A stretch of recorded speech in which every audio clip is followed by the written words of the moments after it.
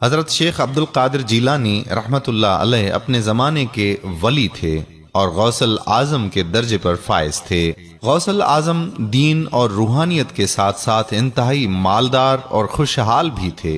آپ کے مریدوں کی تعداد آپ کی زندگی میں ہی لاکھوں تک پہنچ گئی تھی۔ آپ جب سفر کے لیے روانہ ہوتے تھے تو سینکڑوں ہزاروں لوگ آپ کے ساتھ ساتھ سفر کرتے تھے اور سب کی خواہش ہوتی تھی کہ آپ کسی ایک شخص کی طرف آنکھ اٹھا کر دیکھیں اور اس سے کوئی خدمت لیں۔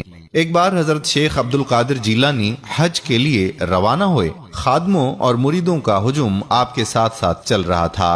راستے میں شام پڑ گئی۔ آپ نے خادموں سے قریب تر گاؤں کے بارے میں پوچھا۔ معلوم ہوا کہ 1 میل کے فاصلے پر ایک گاؤں موجود ہے۔ آپ گاؤں تشریف لے گئے اور خادموں سے فرمایا کہ جا کر معلوم کرو کہ اس گاؤں میں سب سے غریب شخص کون ہے۔ خادم گئے، واپس آئے اور آ کر عرض کیا کہ گاؤں کے سرے پر ایک مکان میں 2 بوڑھے میاں بیوی اور ان کا ایک بیٹا رہتا ہے۔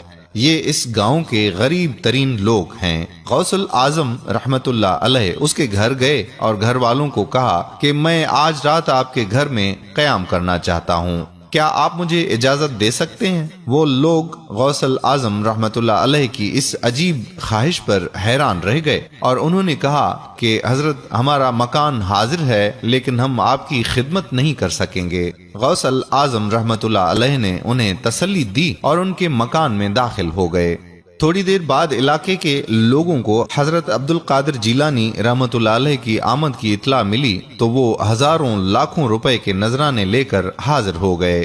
ان لوگوں نے آپ سے عرض کیا کہ جناب آپ کو اس ٹوٹے پھوٹے گھر میں ٹھہرنے کی کیا ضرورت ہے؟ آپ ہمارا محل، ہماری کوٹھی، ہمارے فارم ہاؤس میں تشریف لائیے۔ غوث الاعظم مسکرائے اور فرمایا کہ غریب شخص کے گھر میں اللہ ہوتا ہے اور تم چاہتے ہو میں اللہ تعالیٰ کے گھر سے نکل کر تمہارے گھر آ جاؤں، یہ کیسے ہو سکتا ہے؟ آپ اسی غریب شخص کے گھر میں ٹھہرے رہے۔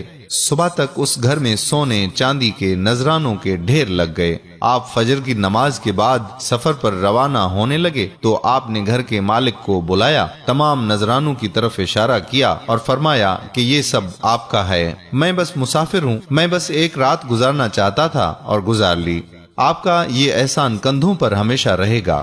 غوث الاعظم رخصت ہو گئے لیکن بستی کے غریب ترین لوگوں کو امیر بنا گئے۔ اولیاء اکرام کی نظر جس پر بھی پڑے وہ اسے امیر بنا دیتے ہیں۔